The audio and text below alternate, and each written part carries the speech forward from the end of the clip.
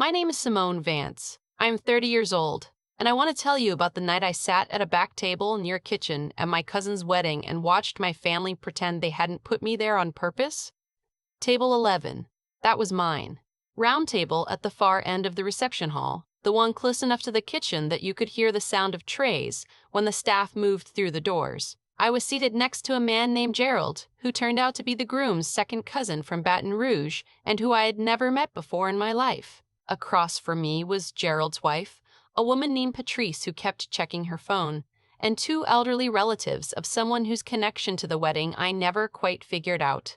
The tables near the front, the ones with the good centerpieces, the ones that would be in every photograph, the ones where the speeches would be clearly heard.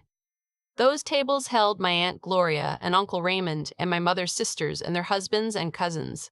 I had grown up alongside. The inner circle. The people who got to be in the frame. I was in table 11. I was in the kitchen sound zone. I sat down. I put my bag under my chair. I smiled at Gerald and Patrice and introduced myself. I ordered the salmon. And I waited. Because I had been waiting for this particular evening for 3 years, and I was not going to spend it being angry about a seating chart. The event coordinator, a man named Marcus, who I had known since college and who was running the reception program, caught my eye from across the room when I sat down. He looked at my table. Then he looked at me. He gave me a small nod that said he saw exactly where I had been placed. I gave him one back that said I know, and I'm ready. Before I tell you what happened when Marcus picked up the microphone, please subscribe and drop your city and local time in the comments right now. I want to know who was out there. Now let me take you back 3 years, because you cannot understand that back table or that microphone moment without understanding what happened before either of them. When I walked into that reception hall on a Saturday evening in April and looked at the seating card with my name on it pointing me toward table 11, I was not surprised. I want to be honest about that from the beginning. I was not surprised because my family had been pointing me toward the back of things for as long as I could remember, and the wedding was just the most literal version of something I had already been living for 30 years. What they did not know, what nobody at table 11 or table 1 or anywhere in that decorated hall had any idea about, was that without me, there might not have been a wedding at all. I had never told them. I had never asked Vanessa and Derek to tell them, and for 3 years I had carried that quietly, the way I carried most things. That changed on a Saturday evening in April, the night the host called my name first. Let me tell you who I am before I tell you what I did, because the two things are connected in a way that matters. I grew up in Houston, Texas, in a family that had a very clear internal geography. There were the people at the center of things, the ones whose opinions shaped decisions, whose plans became family plans, whose lives got narrated at every dinner table as the standard everyone else was measured against. And then there were the people in the outer ring, the ones who were loved, technically, but who existed in the family story as supporting characters. Present, accounted for, but never quite the subject. I was in the outer ring. That is just the truth of it. I was the one who did well in school without anyone making a big production of it, who worked hard at things without a lot of fanfare around the working, who had opinions and ideas and capabilities that the family acknowledged. The way they acknowledge weather. Yes, that's a thing. Yes, it exists. Moving on. I was not dramatic about my outer ring status. I just lived inside it and paid attention and eventually left. I moved to Charlotte, North Carolina at 24 for a position at a financial consulting firm. I had a specific skill set that I had spent 4 years sharpening in college and 2 more years proving in a junior position at a Houston firm before I got the Charlotte offer. The Charlotte offer was better money, better clients, and most importantly, a clean slate. Nobody in Charlotte had an existing opinion about where I fit in a room. I was good at my job in the quiet, steady way my father had always been good at his. Not loudly, not with performance, just correctly and consistently until the results were undeniable to anyone paying attention. By the time I was 27, I had been promoted twice. By 28, I was managing a small team. By the time of the wedding, I was handling clients whose companies were twice the size of anything I had worked with in Houston, and I was doing it without anyone in my family having a full picture of what that actually meant day to day. That was partly my fault. I did not talk about my work much at family gatherings because the gatherings were rarely about me, and I had learned to match the energy of the room rather than fight it. So I became the cousin who worked in finance in Charlotte, which is a true sentence that contains almost none of the real information. My mother called me the week I moved to Charlotte. She said she was proud of me. She also said she hoped Charlotte wouldn't make me a stranger to the family, which is the kind of sentence that holds two meanings at once, and I had learned by then not to take apart in real time. She wasn't wrong to worry about the distance. But the distance was not the problem. The problem was that the family had already placed me in the outer ring before I ever left Houston, and 400 miles just made the placement easier to rationalize. My cousin Vanessa was the center ring. She had always been the center ring. She is warm and genuinely kind, and I want to say that clearly, because what happened at the wedding was never about anything bad in Vanessa. She's a good person. She is also the person the family has always organized itself around, the one who gets the calls and the considerations and the best seats. And she had been that person long enough that it had become invisible to everyone, including her. She met Derek 2 years after I moved to Charlotte. When she brought him to the first family dinner, my Aunt Gloria spent 20 minutes asking him about his business plans and 15 about where he saw himself in 5 years. It was the most direct attention I had ever watched a new person receive at a Vance family dinner. They approved of him. He was ambitious and polished, and he loved Vanessa in a way that was clear from across any room. He was also, 3 years before that wedding, in serious trouble. And Vanessa called me. Simone, I need to talk to you about something, and I need you to keep it between us. Derek's business is in a really bad place right now, and I don't know what to do, and you're the only person I know who actually understands this stuff. She said that on a Tuesday evening in October.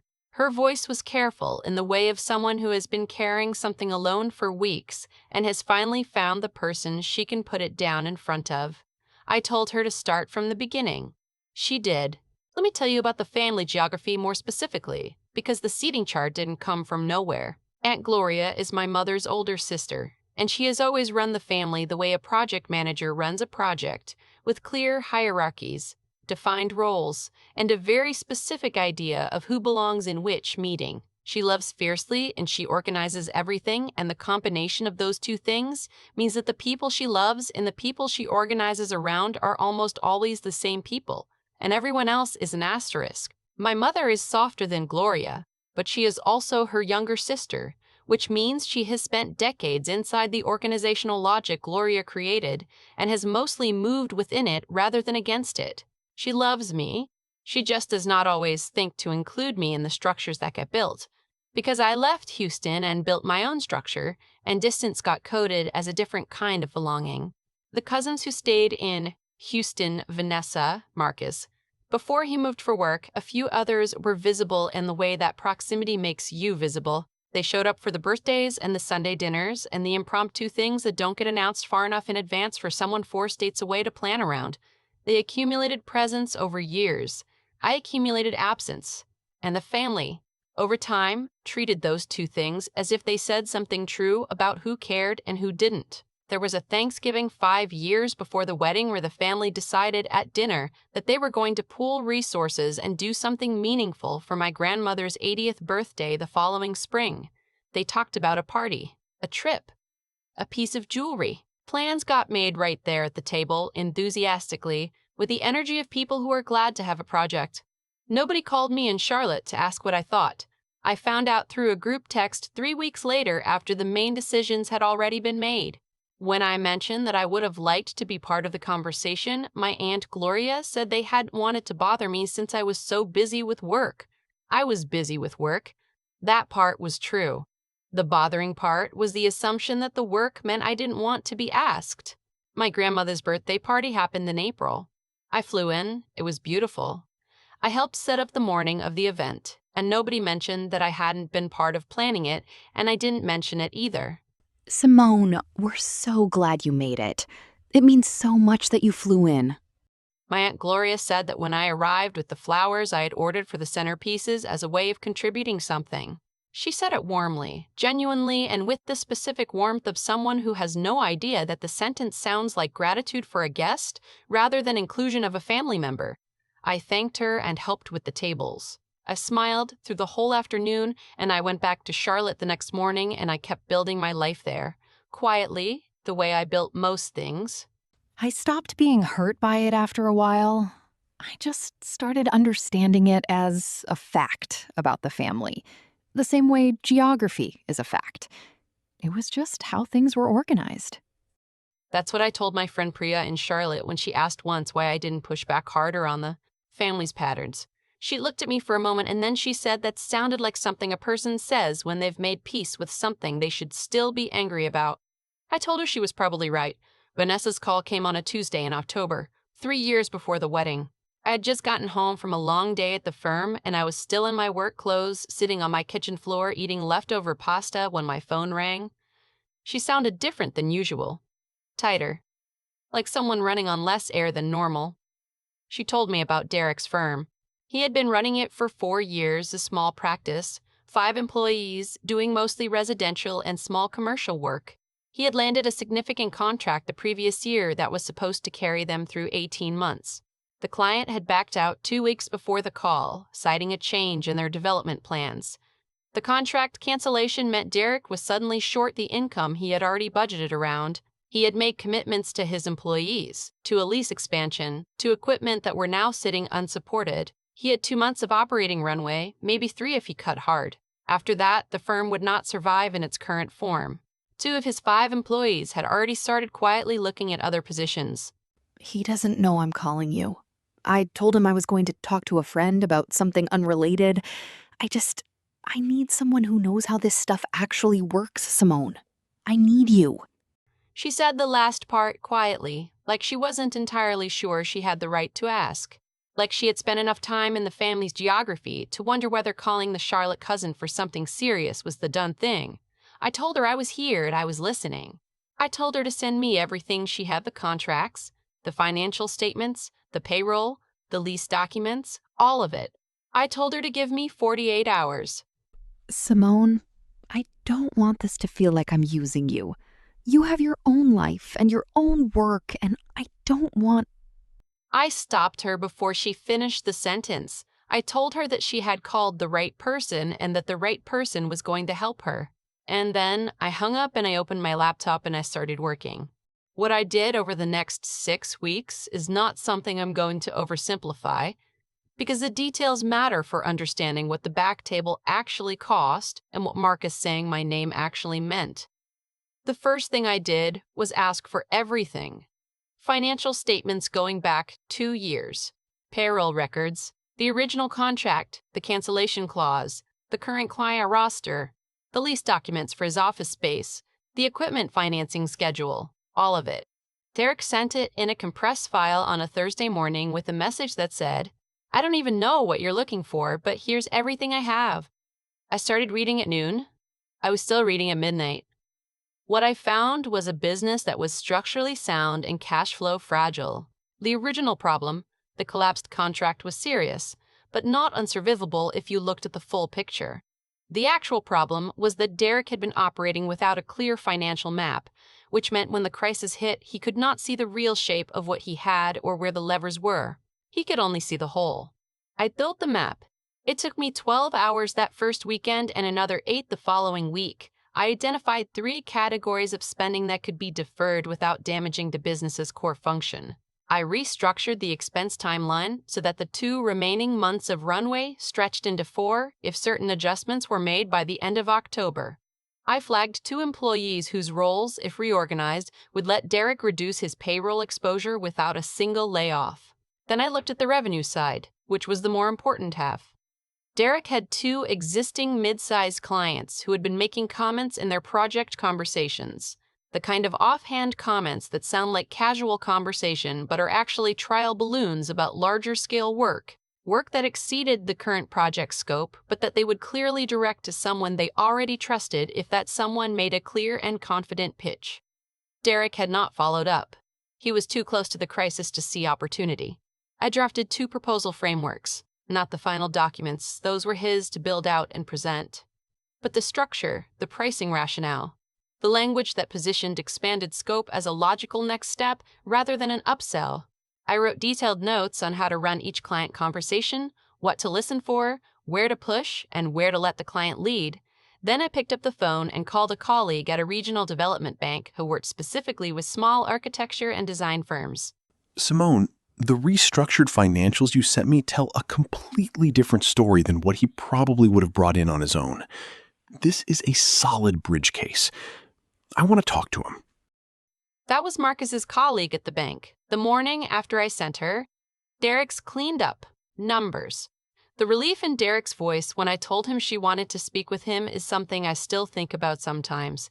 It had the specific sound of a man who had been in a very small, very dark space for 2 months, suddenly finding that the walls were not as close as he thought. I spent 3 evenings on the phone with Derek, walking him through the client conversations, not scripting him. He knew his clients, he knew his work, and he was good at both.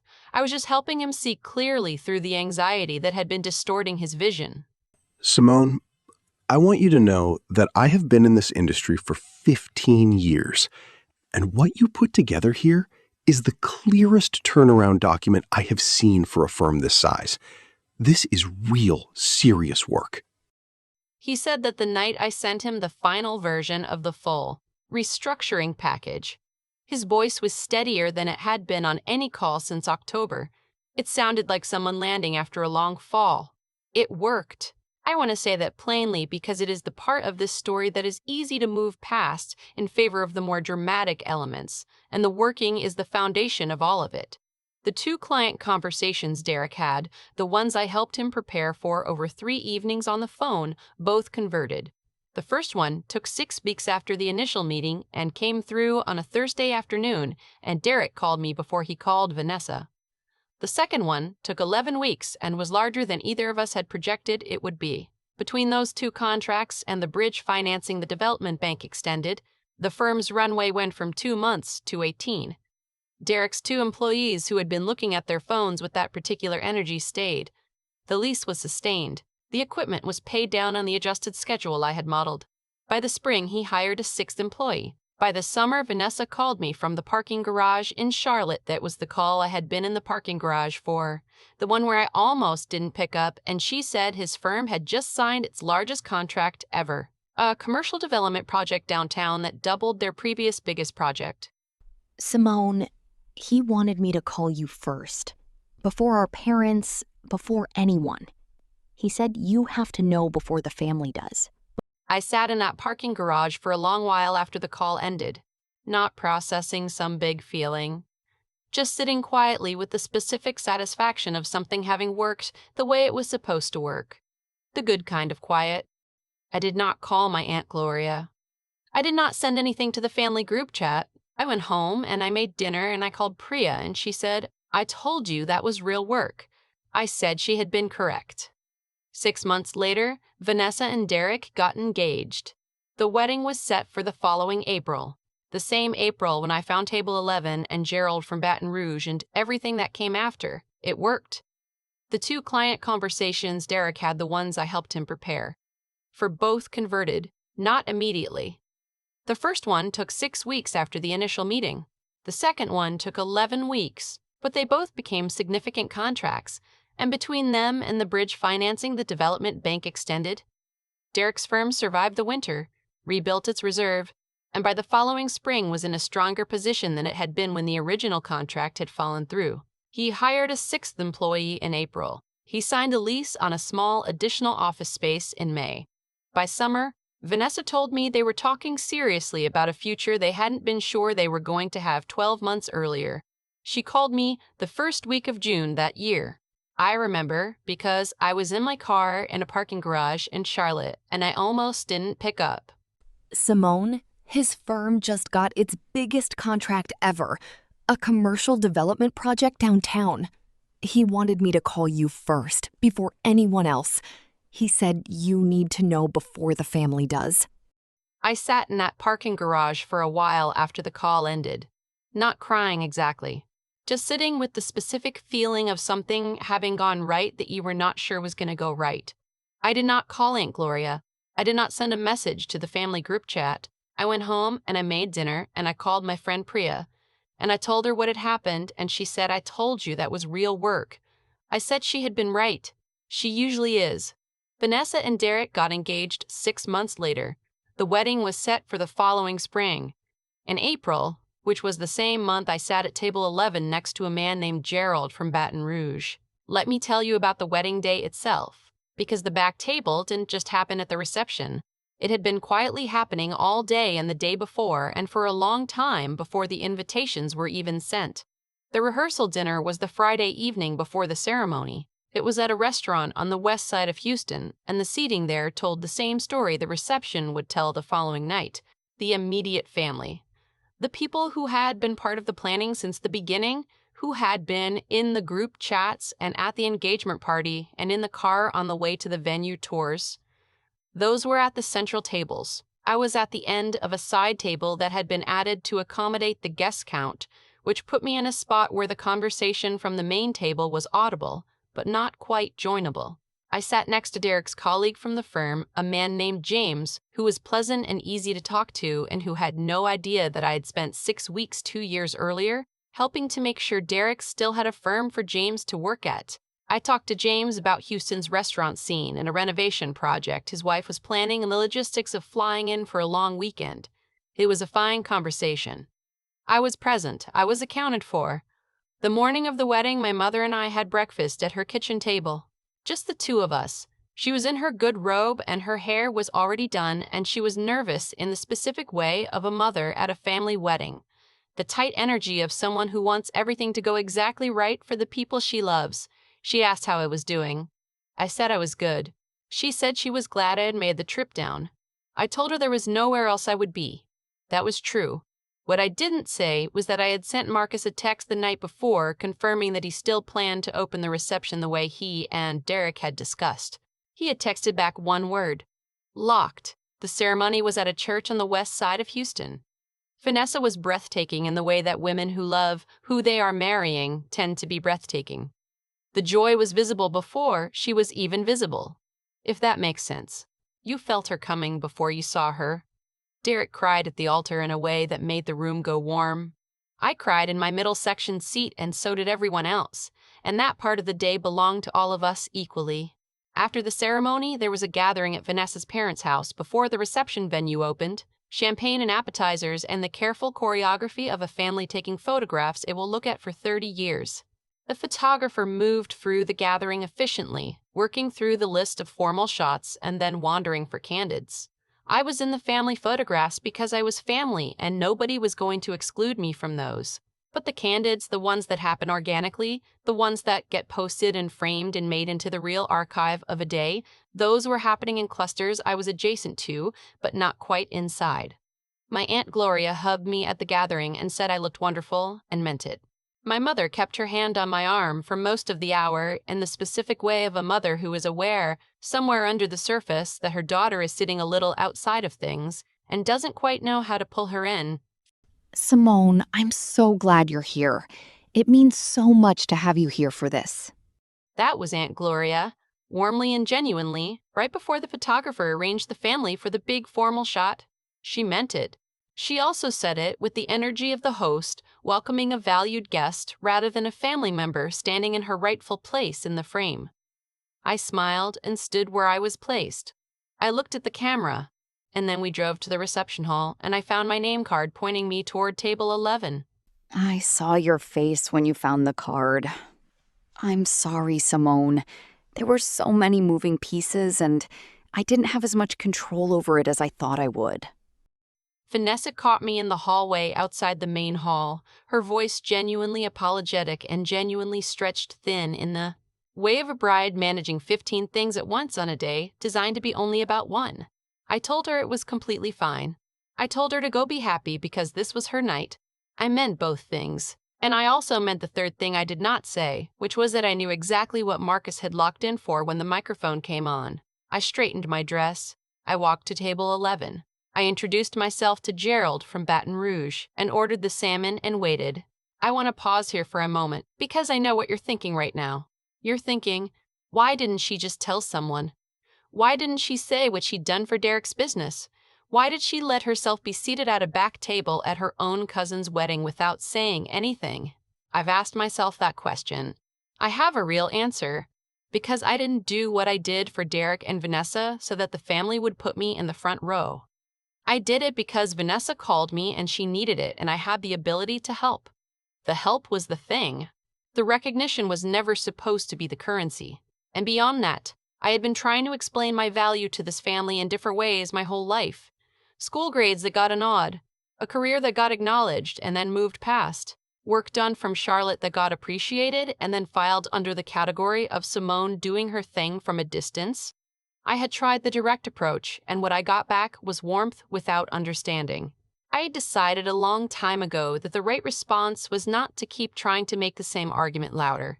The right response was to keep doing the work and trust that the work would eventually make the argument itself.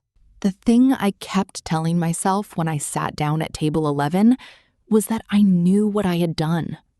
And knowing it was enough. It had always been enough. I said that to Priya when I told her the full story afterward. She said that was either wisdom or the saddest thing she'd ever heard. I told her it was probably some of both. But I also want to be honest. A small part of me knew that night was going to be different because Marcus was running the program and Marcus knew everything.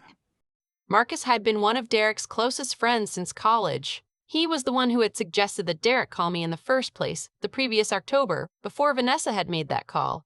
He had told Derek, if you need someone who actually understands how to save a business, call Simone Vance. He had said that based on knowing me since we were both 19 and based on watching what I built in Charlotte, he also knew exactly what I had done to help Derek through those 6 weeks. And he was the one holding the microphone at the reception. That text from him the night before locked was the most reassured I had felt about anything in a very long time. I sat at table 11 and I ate the salmon and I talked to Gerald about Houston and his grandkids and a road trip he was planning for the fall. I was fully present in that conversation. I was also fully aware that the evening was not over and that the microphone was coming. Some kinds of patience are about waiting for something. Some are about trusting that the thing you already did is enough. That second kind is harder and it lasts longer and is the only kind that was ever available to me that night. The reception started the way wedding receptions start the couple's entrance, the first dance, the formal opening remarks. I watched from table 11. Gerald from Baton Rouge turned out to be genuinely funny in the specific way of older men who have nothing left to prove. Patricia loosened up after her first glass of champagne and was now fully present in the conversation in a way that made me glad I was at this table rather than a more formal one, closer to the front. The salmon was good. The centerpiece was a little tall for comfortable conversation, but we worked around it. The DJ had excellent judgment about how to move between tempos, and then the dinner service paused, the way it pauses when something formal is about to happen, and Marcus walked to the center of the floor with a microphone. He looked comfortable holding it, the way people look comfortable when they have been speaking in front of rooms for long enough that the microphone has stopped feeling like a test. He was wearing a suit that fit well and an expression that was warm and also carried something underneath it, the specific expression of a man who knows he is about to do something that matters. He thanked everyone for being there. He said something genuine and well-chosen about Vanessa and Derek as individuals and as a pair. He said he had known Derek for 15 years and had watched him become someone who deserved this kind of love and this kind of day. And then he said he wanted to take a moment before the toasts to acknowledge something specific. He said Vanessa and Derek had asked him to include this in the program because they wanted the people in that room to understand the full picture of how the couple got to the altar. 3 years ago, Derek's business was in serious trouble. And the person who saved it, who spent 6 weeks of her own time, nights and weekends, restructuring everything and building the bridge Derek walked across to get to this night, is in this room right now. The room went the specific quiet of people who have put down their glasses and are paying full attention, the kind of quiet that has physical presence. Marcus looked out across the hall. His gaze traveled from the front tables to the middle tables to the back, all the way to table 11, and it settled. Her name is Simone Vance, and I need everyone in this room to turn toward table 11 because that is where they seated the woman who made this wedding possible. I felt Gerald look at me before I heard the room shift. He turned and looked at me with the genuine surprise of a man who has spent the last hour talking to someone without knowing what she was. And then the room turned. I am not going to tell you I sat there composed and serene and unbothered. I was not any of those things. My eyes were doing something completely involuntary, and I was very aware of my own heartbeat, and the quality of the air in the room had changed in a way I could feel in my chest. Derek stood up from the head table. He did not hand the job to someone else or wave from a distance. He crossed the entire reception hall from the first table to the very last one, and he stood at table 11 and he told the story. The real version. The specific one. He started with the October when the contract fell through and the specific number of weeks of runway he had left, and the way his two best employees had started looking at their phones in that particular way that told him they were already exploring other positions. He told them about calling Vanessa in a moment of genuine panic, and Vanessa saying there is someone you should talk to. He told them about 40 hours of work. He told them about the restructuring document that arrived on a Wednesday at 2 in the morning with a note that said, "Here is everything you need, now go execute it." He told them about the 2 client conversations and how they went and the bridge financing and the contracts that came in the following spring that was larger than anything he had ever landed before. He told the room what his business looked like 3 years later, the additional employee, the bigger office, the revenue milestone from 2 months earlier. He told them the firm was something he was genuinely proud of, and that the pride had a specific origin point, and the origin point was a woman who had shown up completely and asked for nothing. Vanessa told me early on that if you need someone who actually figures things out, call Simone Vance. I did not understand what that meant until I saw what she built for us in 6 weeks. I understand it completely now. He said that to the room. To all of them. To my Aunt Gloria, 3 tables from the front, and my mother sitting right beside her, and all the people who had spent years treating me as the peripheral cousin, the Charlotte one, the outer ring. He looked at me and said the last part directly. You showed up for us when it mattered most, and you never asked for anything back. We are standing in this room tonight because of that, and that is not going to go unnamed. The room was quiet for a count of 3. The good kind of quiet. The kind that feels like something settling into its right place, and then people started clapping. Not politely, actually clapping. Gerald from Baton Rouge put his hand on my arm for a moment and nodded at me. Patrice was wiping her eyes. I looked toward the front of the room, and I saw my Aunt Gloria standing up before most other people at her table. Standing up and clapping. I saw my mother with both hands flat on her chest, the gesture she makes when something has genuinely moved her. I sat at table 11, and I let the room come to me for once. And I thought, this is what the work was always for. My Aunt Gloria came to table 11 after the toasts were done, and the dancing had started. She stood at the edge of the table, and I stood up, because that felt like the right thing to do. And she looked at me for a moment with an expression I had never seen on her face before in 30 years of being her niece. It was not guilt, exactly. It was something closer to the look of a person who has just understood something important that they did not know they were missing. She pulled me into a hug, a real one, the kind that lasts long enough to mean something. I didn't know, Simone. I want you to know that I genuinely did not know. And I want to talk to you, really talk to you before you go back to Charlotte. I told her I would like that, and I meant it. My mother found me on the edge of the dance floor about an hour later. She did not say a lot. She is not a woman of a lot of words, when the words are the important kind. She stood next to me and watched Vanessa and Derek on the floor, and she held my hand for a while without saying anything. You have always been more than we gave you room to be. I think we all knew it and didn't know what to do with it. I'm sorry it took this long to say out loud. I leaned against her shoulder. I did not say it was okay because it wasn't entirely okay, and she didn't need me to pretend it was. I just stayed there for a while, the 2 of us watching my cousin dance with the man whose business was still running because of something I had done at 2 in the morning on a Wednesday 3 years earlier. Marcus danced with me twice that night. At some point, someone moved my place card to a table closer to the front for the dessert portion of the evening, and I didn't ask who did it and nobody explained it, and that was enough. Gerald from Baton Rouge found me before he left and shook my hand and said he didn't know what that was, but it was something. I told him it had been a long time coming. He said those are usually the best kinds. Vanessa hugged me at the end of the night, really hugged me, and she whispered something I'm not going to repeat here because it was for me and not for a story. But it was the kind of thing you hold on to for a long time. I drove back to my hotel room and I sat in the chair by the window for a while, and I thought about Table 11 and Marcus's voice saying Simone Vance before anything else got said. I thought about the 40 hours and the proposals and the 2 in the morning Wednesday and the parking garage in Charlotte when Vanessa called me to say the big contract had come through. Priya asked me afterward what it felt like when Marcus said my name. I told her it felt like being seen by the right people in the right room at the right time, and that it had been worth every hour of the wait. That's the truest thing I know how to say about it.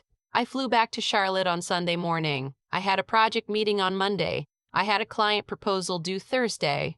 I had my regular life, built the way I had always built things carefully, without a lot of announcement, in a city 4 states away from the family that had spent years not quite making room for me in the frame.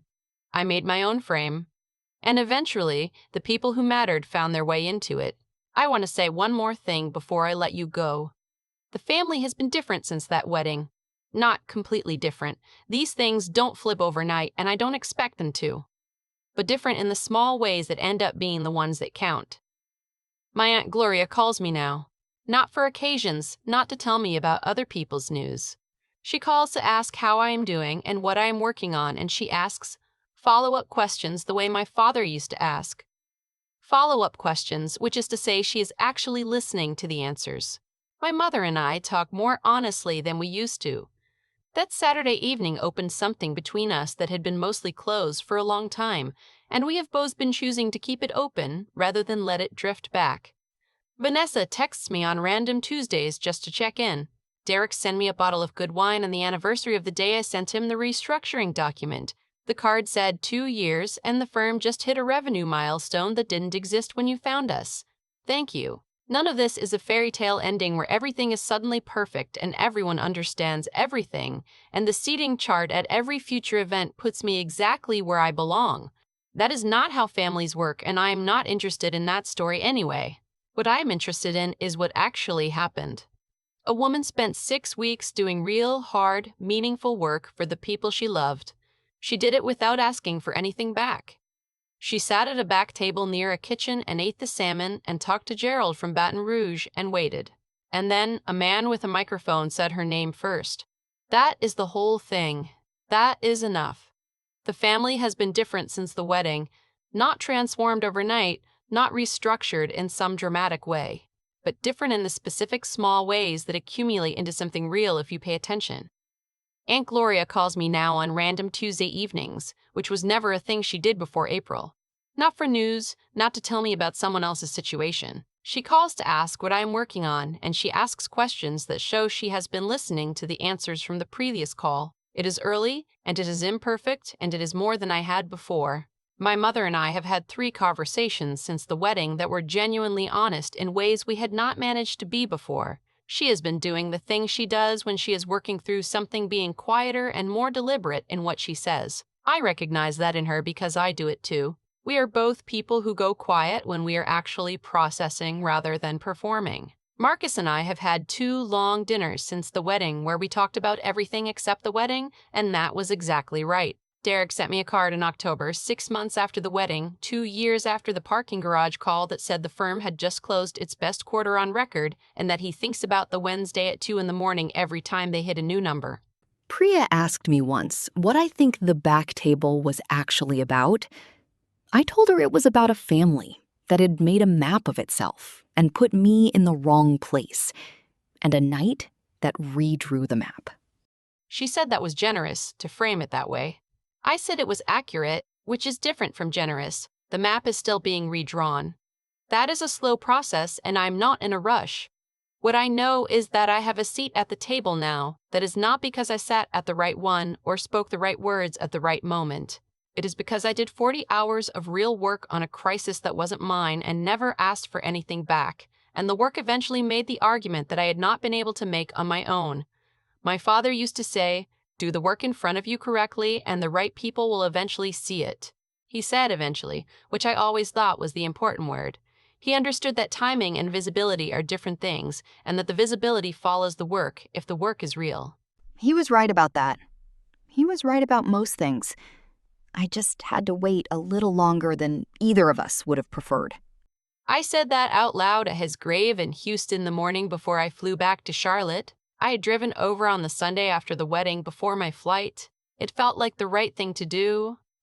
To tell him what had happened the night before, and that the work had been seen, and that Table 11 turned out not to be the last thing the family remembered about that evening. I think he would have been very pleased about Table 11, specifically. He had a sense of humor about these things.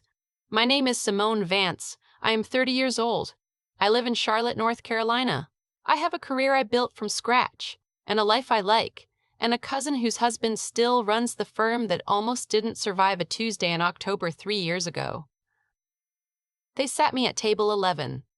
They did not know who they were seating there. Now they do. Before you go, I have one question for you. Have you ever done something significant for someone and chosen not to make it about you and then had to sit with how that felt?